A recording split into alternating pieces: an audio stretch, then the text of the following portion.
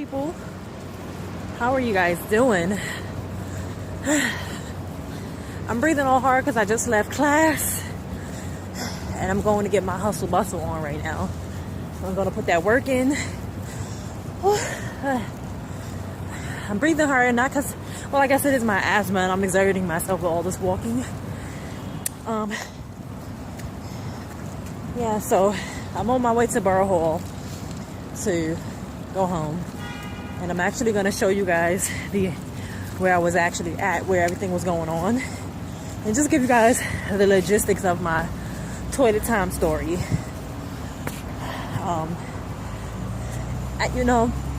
Today, even though I was actually going on and on about, even though last night I went on and on about the whole incident yesterday, it bothered me because I realized how much fear that the girl might have had while she was, while she was dealing with that. And the fear I had, knowing that I was like stepping into somebody's business that ideally I shouldn't have. But at the same time, I didn't feel right if I didn't. You know what I'm saying? So I'm gonna bring you guys with me down to the station.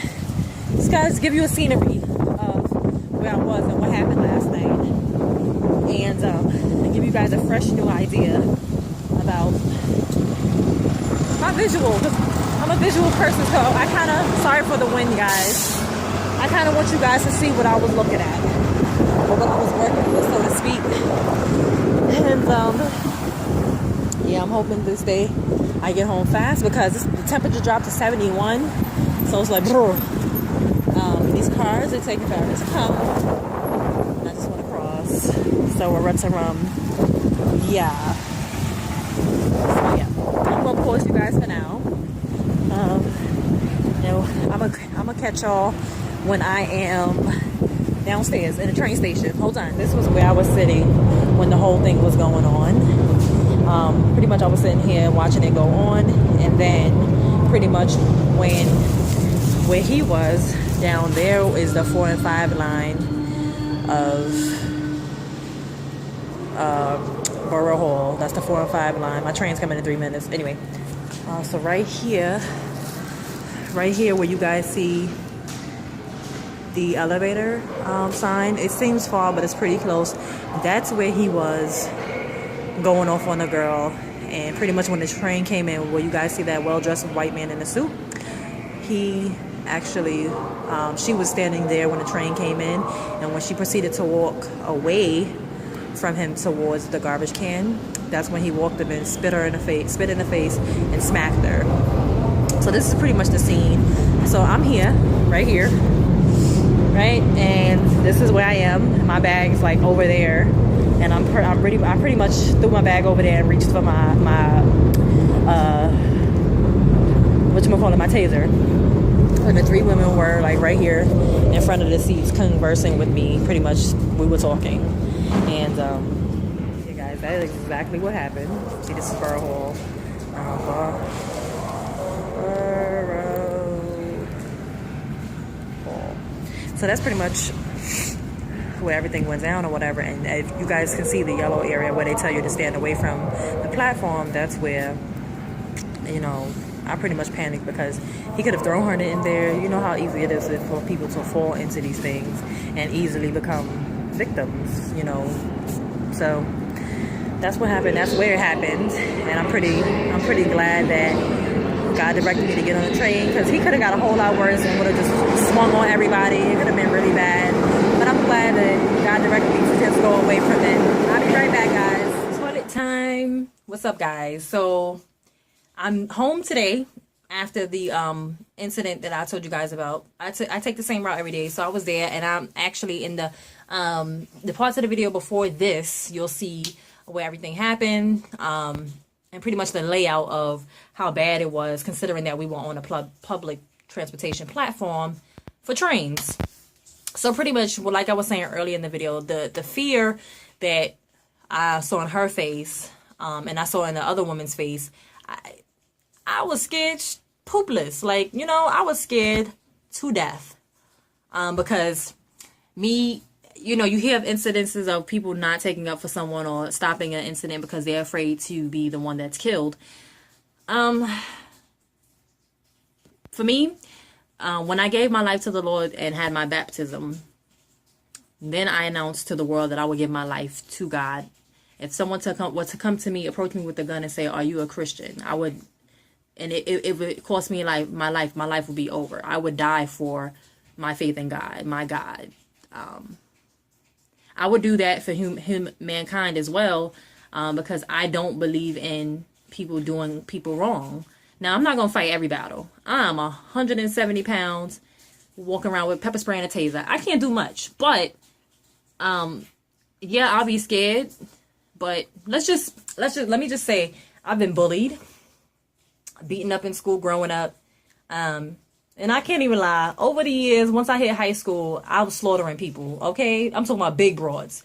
But that came from me not wanting to be bullied anymore. But over time, I've amassed a mannerism in which I don't let anybody think that assaulting me or hurting me is okay.